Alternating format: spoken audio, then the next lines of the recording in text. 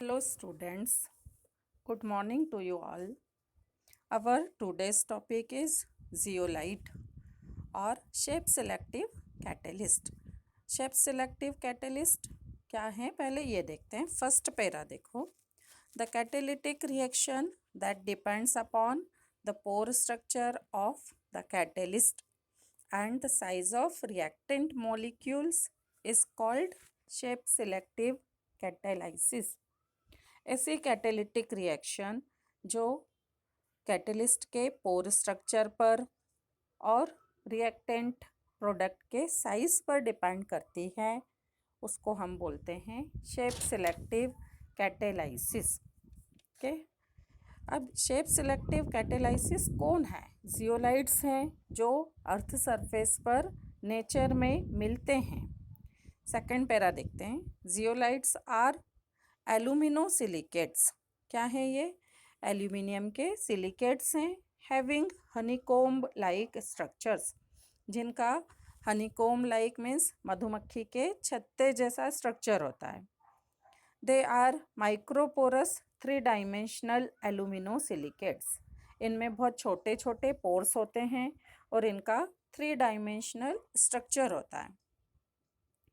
Okay, इनके structure में aluminium silicon atoms को एल्यूमिनियम रिप्लेस कर देता है. एल्यूमिनियम दोनों तरफ एल्यूमिनियम ऑक्सीजन और सिलिकॉन से जुड़ा है. ठीक है, ALOSI इस टाइप का 3 डायमेंशनल स्ट्रक्चर होता है. थर्ड पैरा में हम देखते हैं कि जियोलाइट का यूज़ क्या है. मेन इम्पॉर्टेंट यही है कि what is zeolite. It is shape selective catalyst and it is used in petroleum industries. ZSM5 जो जियोलाइट है ये अल्कोहल को डायरेक्टली पेट्रोल में कन्वर्ट करता है. तो इसका मेन फंक्शन याद रखना है. लास्ट लाइन पर आते हैं. ZSM5 का फुल फॉर्म है zeolite sieve of molecular porosity 5. Z for zeolite, S for sieve. Sieve means छलनी. Of molecular porosity. Molecular porosity इसकी कितनी है? 5 है. ये आपका ZSM5 का फुल फॉर्म हुआ. तो its full form and use and it is used as shape selective catalyst. ये कंपलसरी है लर्न करना. ओके, ये हमारा कैटलिस्ट वाला टॉपिक कंप्लीट हुआ. अब मैं इसमें 2 आपको टेबल्स दे रही हूँ. ये दोनों टेबल्स लर्न करना है, मोस्ट इम्पॉर्टेंट है. फेयर कॉपी में बनाना भी है. हम फर्स्ट टेबल पर आते हैं. फर्स्ट टेबल है कि कौन कौन से एंजाइम्स किस रिएक्शन में यूज़ आते हैं. ऑब्जेक्टिव टाइप क्वेश्चन में आता है. देखो फर्स्ट रिएक्शन देखो इस टेबल में. Inversion of cane sugar. Cane sugar means sucrose का हाइड्रोलाइसिस करते हैं.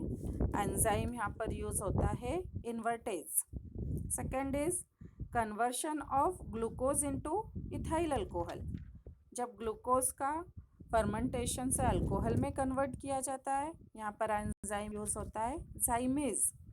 Name of enzyme and process is most important कि कौन सी प्रोसेस में कौन सा एंजाइम यूज़ हो रहा है. Our third reaction, conversion of starch into maltose. जब स्टार्च का हाइड्रोलिसिस से माल्टोज बनता है. यहाँ पर एंजाइम है, एरो पर लिखे हुए हैं ये सारे एंजाइम्स के नाम है. डायस्टेज एंजाइम होगा यहाँ. Then conversion of maltose into glucose. जब माल्टोज का हाइड्रोलिसिस करते हैं 2 मॉलिक्यूल ग्लूकोज के बनते हैं. Enzyme is maltase. यहाँ पर देखो फोर्थ रिएक्शन में माल्टोज का फॉर्मूला C12H22O11 है. In first reaction sucrose is also C12H22O11. दोनों का हाइड्रोलिसिस हो रहा है. फर्स्ट रिएक्शन में एंजाइम है इन्वर्टेज और फोर्थ में क्या है? माल्टेज. तो डिफरेंट रिएक्शंस में डिफरेंट एंजाइम्स हैं, भले ही रिएक्टेंट का फॉर्मूला सिमिलर हो. Then manufacture of acetic acid. जब अल्कोहल से एसिटिक एसिड बनाते हैं, टेबल में आगे दिया हुआ है माइक्रोडर्मा एसिटी ये एंजाइम है यहाँ पर। देन यूरिया वाला एग्जाम्पल हम पहले ही पढ़ चुके हैं। Decomposition of urea into ammonia, urea से अमोनिया बनता है यूरिएज एंजाइम की प्रेजेंस में। प्रोटीन से पेप्टाइड बनते हैं पेप्सिन एंजाइम की प्रेजेंस में। Then conversion of milk into curd, lactic acid, यहाँ पर एंजाइम होगा। प्रोटीन का स्टमक में डाइजेशन होता है पेप्सिन एंजाइम। देन पेप्सिन का पेप्टाइड्स का हाइड्रोलिसिस ट्रिप्सिन एंजाइम, और मिल्क का कर्ड में चेंज होना लैक्टिक एसिड है होता है मिल्क में, इसलिए एंजाइम का नाम है लैक्टिक बेसिलाई। ये एंजाइम्स के नेम और रिएक्शंस लर्न करना है। Next table is based on catalyst. अब कैटेलिस्ट का कहाँ कौन सी प्रोसेस में क्या क्या यूज़ है नेक्स्ट टेबल में बताया है, हम उस पर आते हैं। जो मैंने मार्कर से डार्क किया हुआ है ये मेथड का नाम है, इसमें कैटेलिस्ट क्या है ये कंपलसरी है। Name of method and name of catalyst ये आपके ऑब्जेक्टिव के क्वेश्चंस होंगे। अवर फर्स्ट मेथड इज, इसको लार्ज कर रही हूँ,